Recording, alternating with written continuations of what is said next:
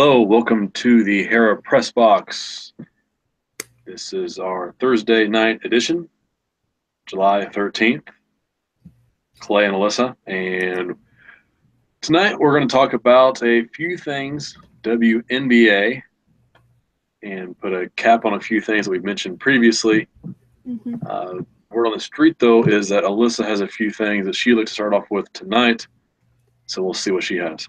Yeah, just a couple of quick points. Basically, all updates on some things.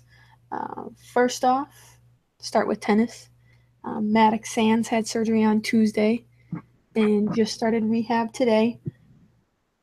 Venus made the final, which I know you're going to go over scores later on, but that is pretty incredible. She is 37 years old.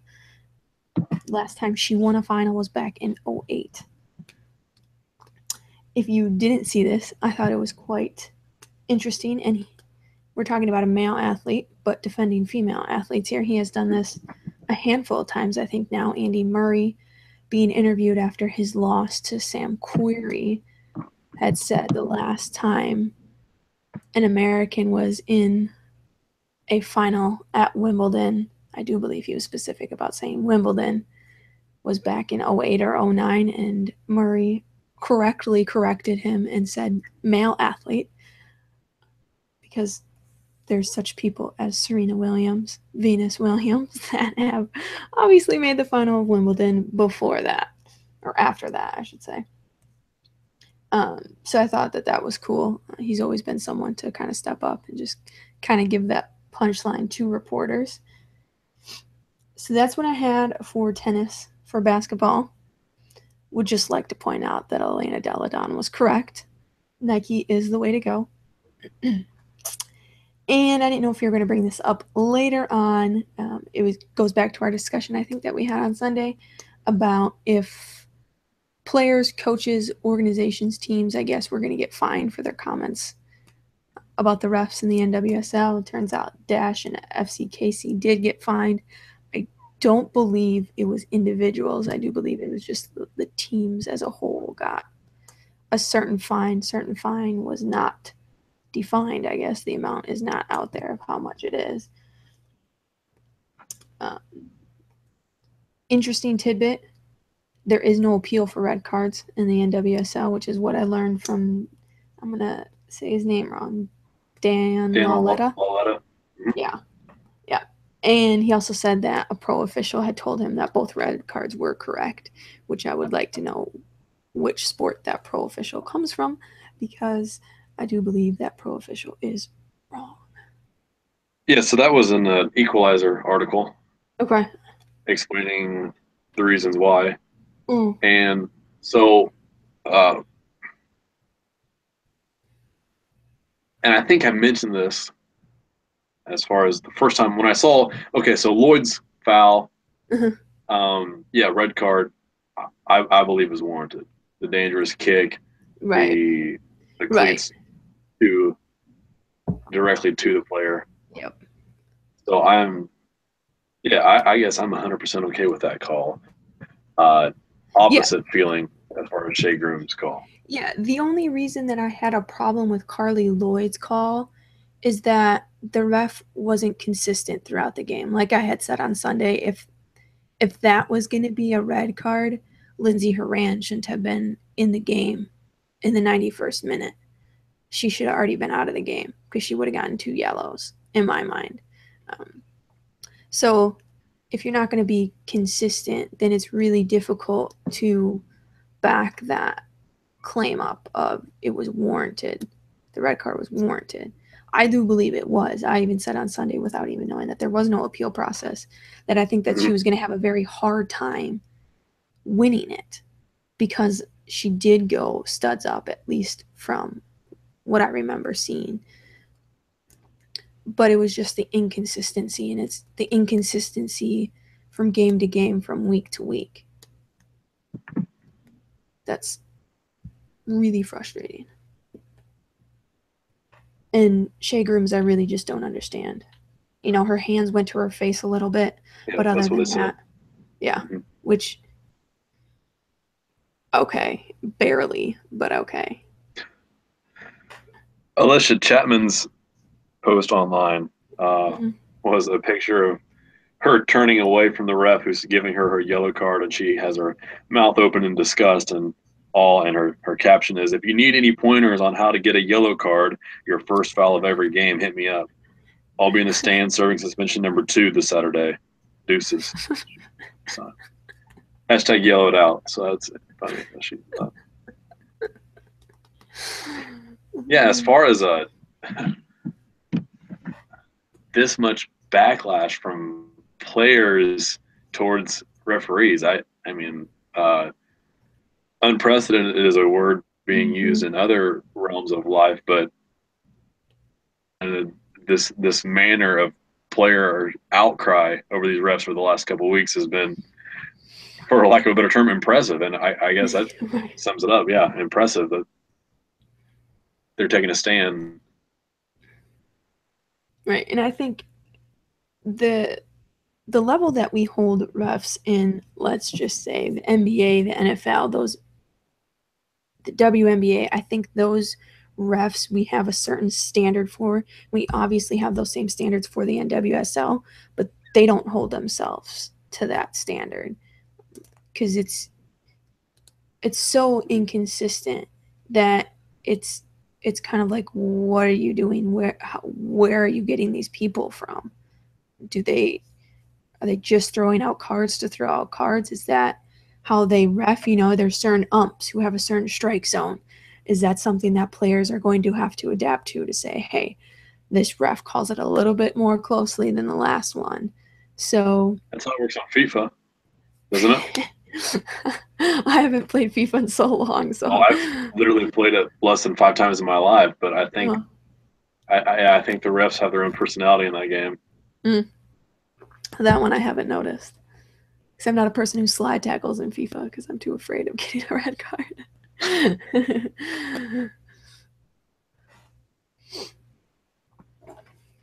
And that was your wrap up. Anything else? No, that was basically my wrap up there.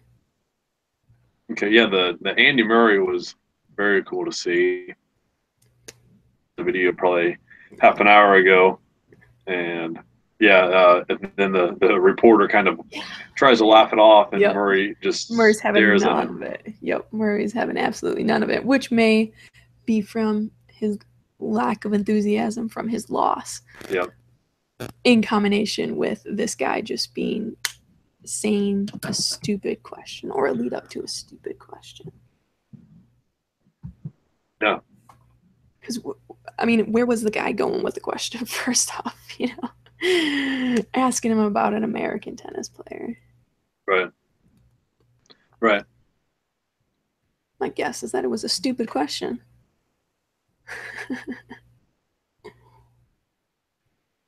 So to talk a little bit about a couple things to mention about the ESPYS Mm-hmm.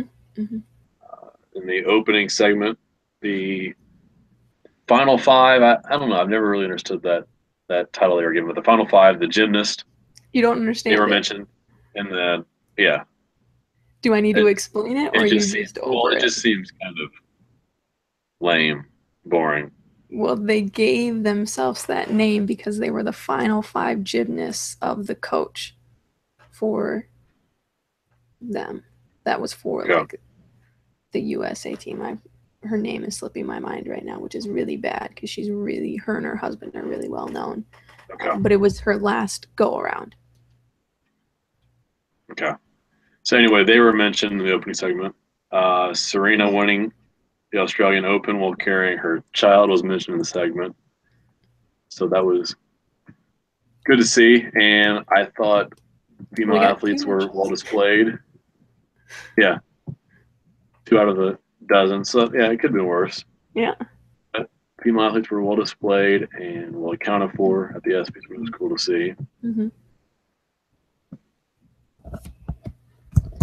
I don't have any award winners to mention. Did you see anything that you would? The only one I remember is Candace Parker winning best or favorite, however they best WNBA player. Mhm. Um, Simone Biles went away with 2 awards, I do believe. Okay, I remember one. I'm just kind of sliding through here. There was best female tennis player, which of course went to Serena. Best female athlete was what Simone Biles won. Okay.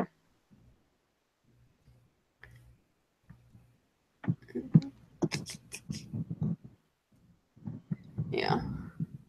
I think she had won one more. I don't remember the last one, though. Maybe best Olympic athlete.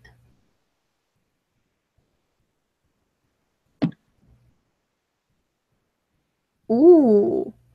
Best female college athlete.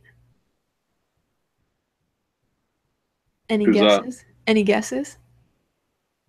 What sport? It's just female college athlete. It's a Yeah, broad.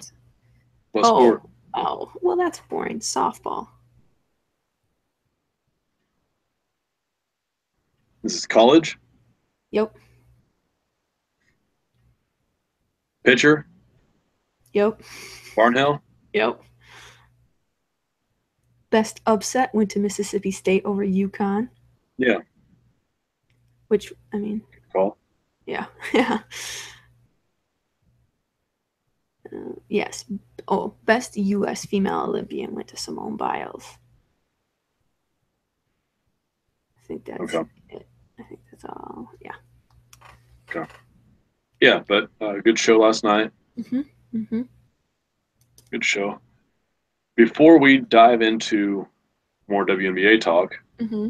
I don't have many scores I wanted to go over, but I did want to mention the WNBA scores that San Antonio won their second game of the year in Indy. What? Chicago beat Dallas. All-star Brittany Griner's 28 led Phoenix over Atlanta, and Connecticut stays in fourth place after beating Seattle. In Wimbledon, we're down to our championship match where American Venus Williams faces Muguruza from Spain. And so Muguruza is a player that in the first couple of rounds, I heard a lot of analysts mention her and how strong she was looking in this tournament, previous tournaments. Mm-hmm. So I have not seen her play yet.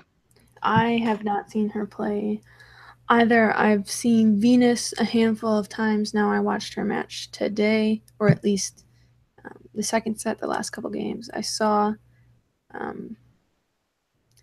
from what I saw out of Venus, is going to be I think she's going to win. Given that I haven't seen her opponent play, but I think she's got it. She's holding down the fort while Serena's gone. Let's say Muguruza wins. Yeah. Last discussion after the last major championship, when Ostapenko won, was an article that mentioned how she is becoming the next tennis star. Great American or great tennis star, whatever the phrase was used by my trusted The Score app. So Ostapenko is 20 years old. Muguruza is 23 years old. Do we see the same type of article, and why wouldn't we, considering Muguruza is ranked 15th? Right. Yep. I totally agree with you there. I think we're going to see the same type of article for her just because she's at 15. I think this is her second final. I do believe she has been in one other one. I do not remember which one and when it was. 2015 runner-up. Okay. At Wimbledon? Yep. And then she won the French Open last year. Okay, so she does that. Okay. Quarterfinal round in Australian Open of this year.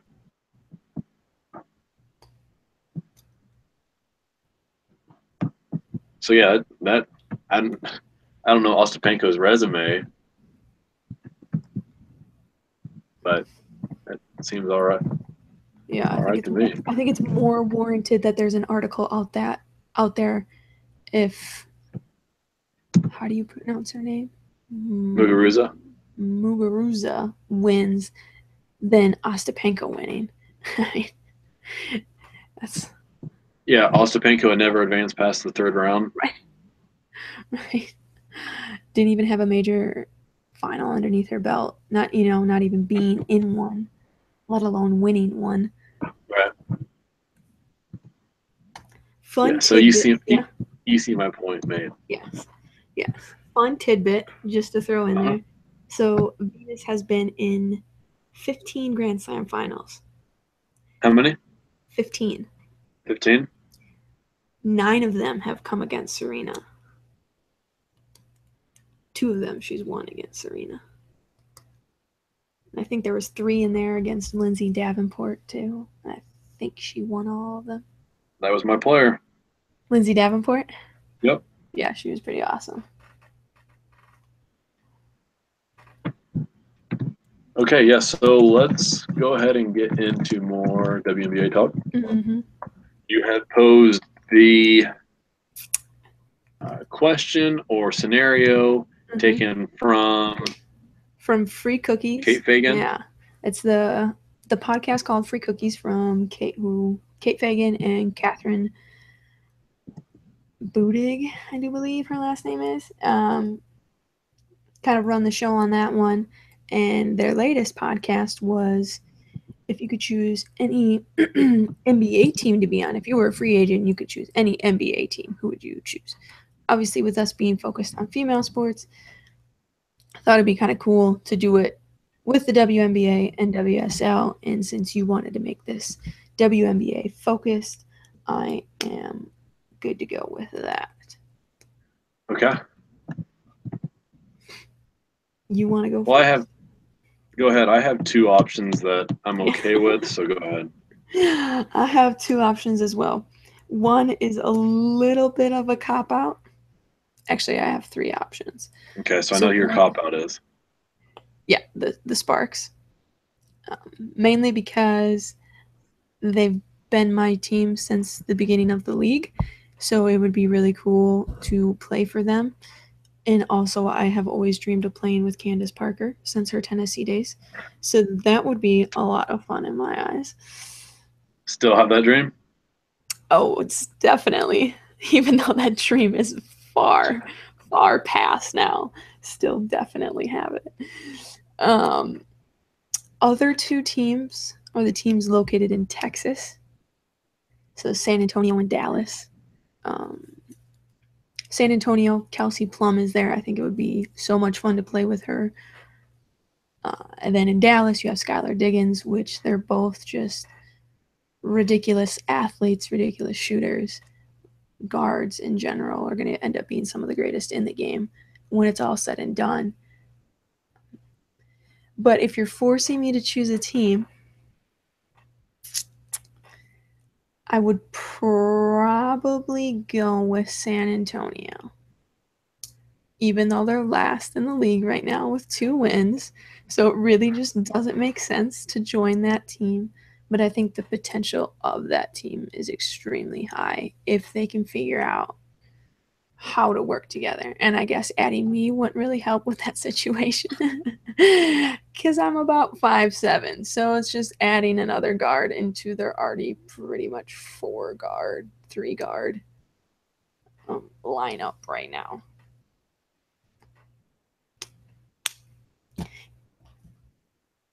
So that's who I choose. I'm going Phoenix. Oh, yeah. That's a cop-out too.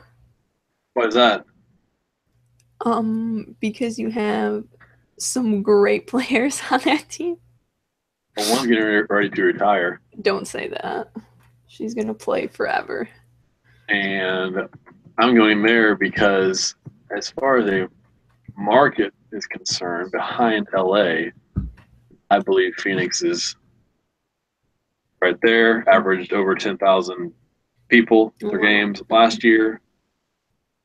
So that environment would be pretty cool to play for. The other team that I considered was Chicago. Okay. Because I think that market eventually expands. I don't know. It hasn't taken off as well as what you would, I guess, consider in that sort of city. Yep. I think a lot Which, of that, and I don't want to place blame on it necessarily on one person, but I think that market had the chance of expanding with Deladon. Um, mhm, but that obviously didn't go that way, which is whatever. But I think you're right. But it is a little bit concerning that it hasn't taken off quite yet.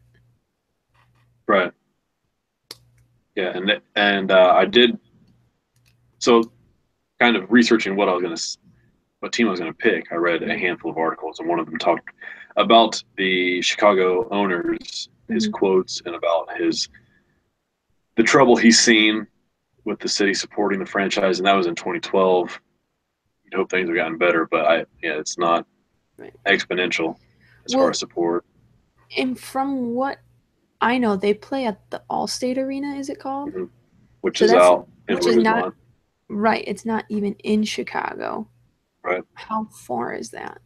Like, is that something that's playing into that? Well, Not it's 10. It's probably 10 miles west of okay. downtown. I would say 10, 15.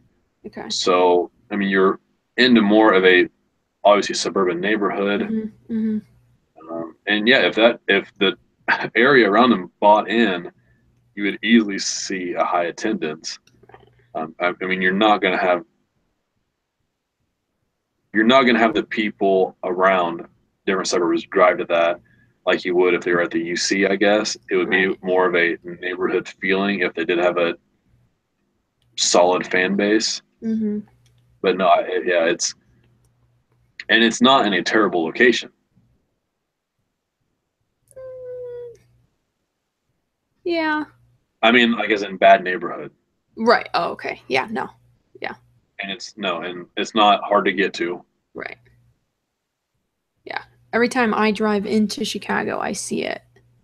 Yep. So it's ridiculously easy to get to in from my area. Um, so, but to cross that line of if you can't even get your surrounding neighborhood to buy in, then you're definitely not pulling people from Milwaukee to your games. You're not pulling anybody from the west. You're not pulling anybody from the east Right. either. Yeah. Another one of those articles that I read, and it didn't have a lot to do with my decision, but June 2017, just this last month, Mm-hmm. article from David Barry in the Huffington Post was kind of building off an article written by Richard Sandomir, who writes for the New York Times, Mm-hmm. and his article titled "After 2 Decades, WNBA Still Struggling for Relevance" got pretty well slammed by David Barry and talking about how he was taking the struggles of the league kind of out of context Mm-hmm. and not proportionally comparing it to the NBA. So this David Barry talks about the NBA's first 20 years and how teams relocated, and there were franchises that had three different cities and three teams in three cities, similar to the Dallas Wings, Yeah. and that there was a lot of trouble as far as teams being profitable, which the Mm-hmm. WNBA has run into.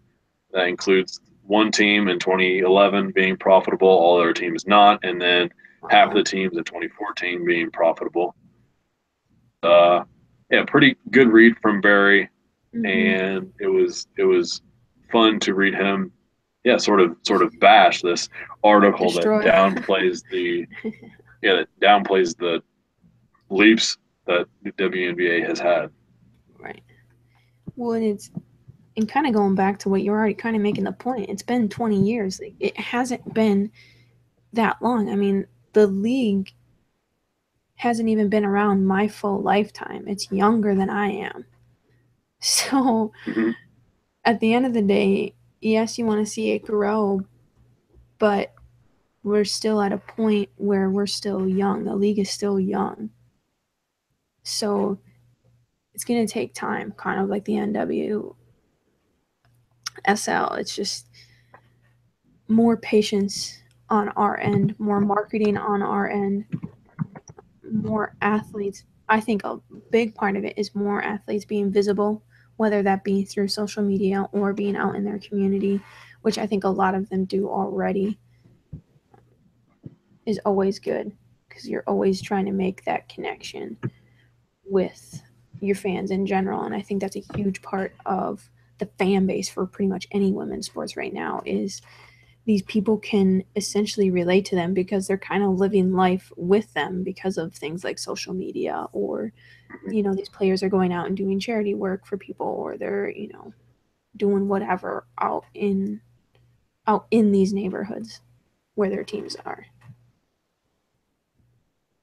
Right. And yeah, I think that we are seeing some development there, even as players become more politicized. I guess Yeah. we mentioned maybe a month ago now about the stance that the WNBA and players have made with standing with Planned Parenthood, Mm-hmm. and I guess you can initially think, well, aren't they putting themselves behind the curtain to some of the population? And I guess my opinion would be that the sport and maybe even women's athletics as a whole is fairly a liberal idea. Right. And Yeah. this kind of stance, I would say it gets more people to fully buy in than it does for people to say, I don't want anything to do with it. Yeah. Yeah, I can see that. I think depending on, and we can't really put a number to this, but if you have essentially fans who are on um, leaning towards becoming a fan or not Mm-hmm. becoming a fan type of things, so they're on the line. Things like that, not saying that it does, but things like that can push people away. But again, I also think it's something that can make fans buy into teams as well, because it's something, again, that people can relate to. Mm-hmm. Right. Yeah. So I Because think it would. Yeah. let's say Planned Parenthood has some sort of event, and the WNBA gets so involved that they send a couple of players to it. There's a better chance that there's somebody that sees them there making an effort to do whatever Mm-hmm. they do in that at that event. The WNBA player does at that event and sees them as sort of a role model of society, as opposed to saying, "Oh, they're helping out in their community. I don't really want to associate with them." Right. Right. And I think that being the importance of what female athletes, or the importance that they think of doing off the court, off the field stuff is far greater than I think their male counterparts. And I could be completely wrong on that, I'd agree. but I think that that's a correct assumption that I have, is that they are far more in tuned with their communities and are far more open about talking about it, whatever the subject may be, whether it's Planned Parenthood or some other cause. Yeah, and even though we've talked on here about some players being traded, I think it helps that there doesn't seem to be as many sort of blockbuster deals. I mean, we have Deladon and we Mm-hmm. have Krieger, but besides that, as far as star Right. players are concerned, it's tough to find a handful of players that have been shipped away from a city that they can grow into and become a role model Right. for those Right. people. Mm-hmm. And then quickly back to the the youth of the WNBA in the 20 Mm-hmm. years, and that's still considering being young and still developing. And it's crazy to think that the NWSL is now 5 years old, and it's great that the league is still around. And I mean, I would go down if that league was my ship. I'd be the Mm-hmm. captain, go down with the ship. Right. So But I'm also still one to say if this league makes it 20 years, that's absolutely incredible. We're doing something right, and we're doing it really well, because Yeah. soccer has been one of those things where there's been so many different pro leagues, and not necessarily. So in the WNBA, you've mentioned that teams have shifted. Mm-hmm. So that's completely different than what soccer has been. They've literally had different leagues. They have not been essentially the NWSL Right. for their entirety of professional soccer, Mm-hmm.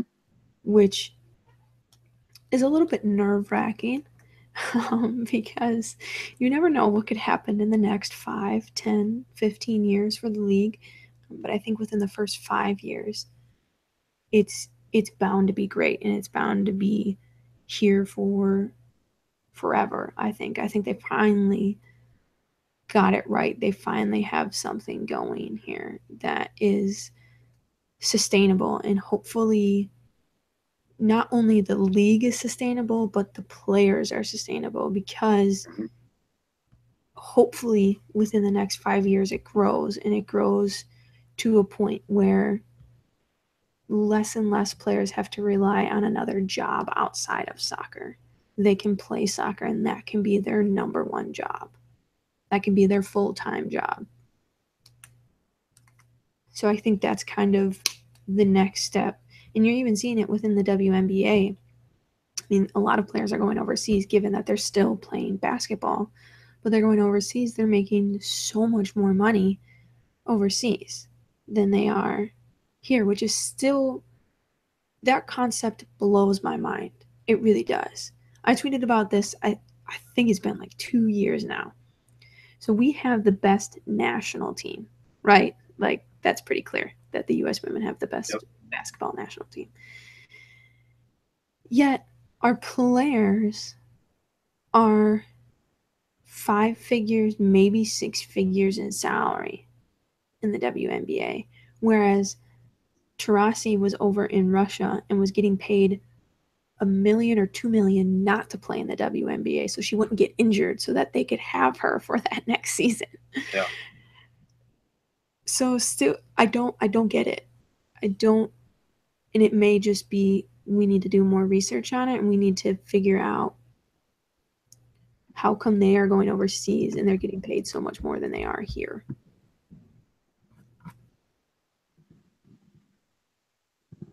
Don't get it. And I'm assuming the same thing kind of goes with soccer. I assume they're getting paid more over in Europe than they are here. But I could be wrong on that. I don't know what I'm not sure salaries. salaries, but yeah, you're right. That it just seems it doesn't seem right. Yeah, I mean, something's going on. Something's Yeah. got to be going on. Whether they have more sponsors overseas for the team or something, if the WNBA needs to get on that more, I don't know. Mm-hmm.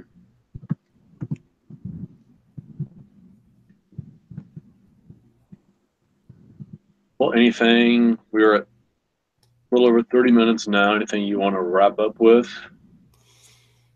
No, I think I have said my piece pretty much. Okay. A couple things I want to mention that are coming in the near future. June 27th. What do you got? I just remembered Euros are coming up, Mm-hmm. and obviously taking players from the MWSL. Biggest team affected, the Thorns, with missing 3 players. So it's going to be a little bit of a shakeup, I think, in the NWSL in the weeks to come, or in the month, I guess, to come, half a month to come. Seeing how that affects teams, because obviously, if they're getting pulled away from Euros, they're a pretty good player. So they're losing some of their best players.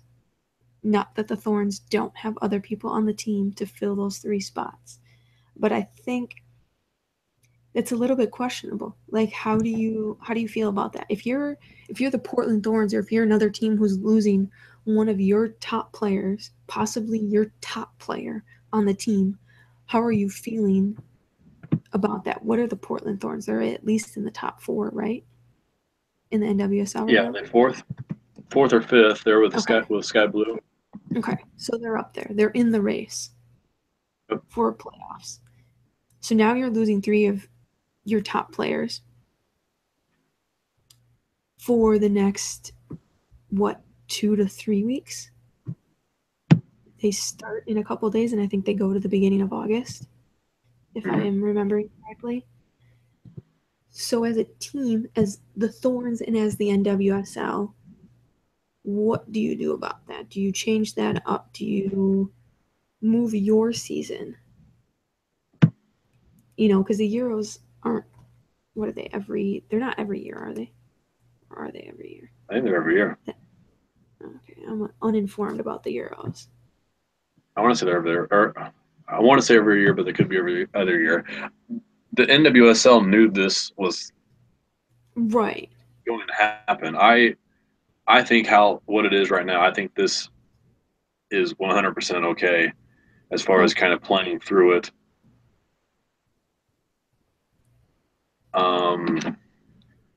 Let's see. I know what you're thinking as far as the players leaving, mm-hmm. but I think it continues the development of the league. The players that get to play more now. I think that is, if anything else, cool to see. Right. And if you're a good team, then losing 3 players, that's just something you're going to have to deal with. Right. And like I said, it's a Portland Thorns, so it's not like they can't fill those spots, and it's not like they don't have anybody else. Right. So my prediction is that Mallory Weber scores 4 goals during the Euros. So you can write that down. Okay. I'm marking your words. So another upcoming soccer game, one of the things that I wanted to mention as far as upcoming schedule, June 27th, the U.S. soccer team plays on Thursday night. That match will start at 9. So I don't know if we're allowed to actively talk about the game, but we're going to. Okay. So that'll be fun to have sort of a live broadcast. Mm-hmm. Another couple of things coming up. 36 days till NCAA soccer begins. Yep. August 4th, I plan on going to the Indiana Fever Chicago Sky game for my first WNBA game. So got that. And that's a little bit surprising that you haven't been to one yet. Yeah, I've been wanting to go. Well, it would just be Fever. I don't think I would drive the 3 hours to Chicago. I'm not there yet, but. And then August 17th, the NWHL draft is taking place. So a few things that we have coming up. Also, I've mentioned that I'll start to do my assessments of college soccer teams. So might do a couple conferences every podcast and give a prediction or a couple players to watch, a couple teams to watch, and lead up to our season, which I said, begins in a little over a month. Yeah, that's gonna be good. I'm excited for it. Well, we'll see, I guess. You'll see if you're excited. We'll see how the Badgers fare. That's pretty much what I base pretty much my happiness on, is how well they do. So you've never even been to a game. I have been. So you don't start with me. You ever been to a game in the snow? No, that's pushing it. It's a low tournament game. Are you serious? Yeah, played against DePaul. Beat Sarah Gordon. Oh. Sorry, Sarah. Yeah. But that's all I have as far as upcoming schedule goes. That's it for me. Mm-hmm. We will be back on Sunday, possibly wearing the St. Clair shirt again, but if not, either way, we'll be here talking female sports. Yes. So that is it from us. Thank you for stopping by the Hera Press Box.